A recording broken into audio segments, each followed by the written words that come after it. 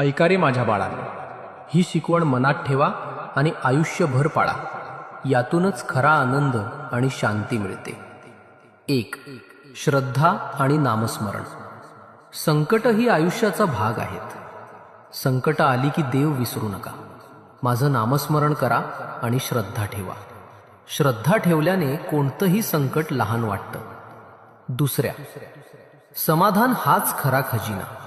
धनदौलत क्षणात येते जात असते, पण ज्याच्या मनात समाधान आहे तोच खरा श्रीमंत आहे. समाधान हीच खरी संपत्ती आहे. 3. भक्ती मनातली असते. फक्त मंदिरात जाणं म्हणजे भक्ती नाही. भक्ती म्हणजे प्रत्येक क्षणी देवाची आठवण ठेवणं.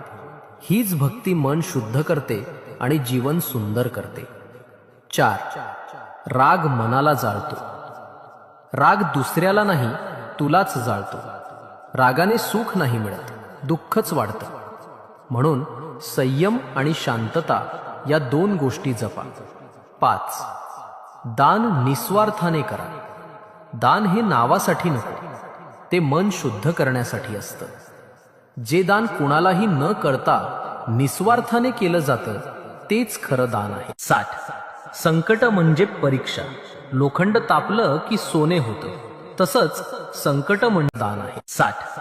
संकट म्हणजे परीक्षा. लोखंड तापलं की सोने होतं, तसंच संकट म्हणजे श्रद्धेची परीक्षा आहे.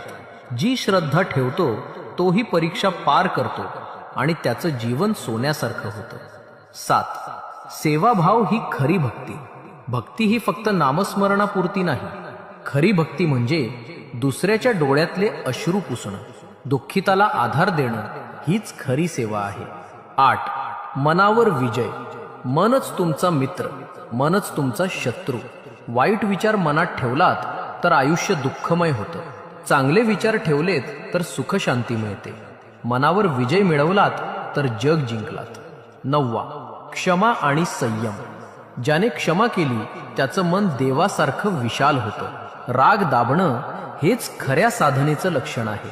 संयम ही सर्वात मोठी ताकद आहे. 10. देवावर पूर्ण विश्वास. जीवनात सगळं तुमच्या हातात नसतं. जे हातात नाही ते माझ्यावर सोडा. मी आहे ना तुमच्यासाठी. फक्त माझं नाम घ्या, श्रद्धा ठेवा, मी कधीच तुम्हाला सोडणार नाही.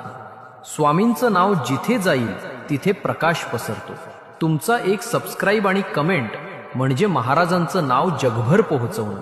तर आत्ताच करा सबस्क्राईब आणि कमेंटमध्ये लिहा, जय जय रघुवीर समर्थ.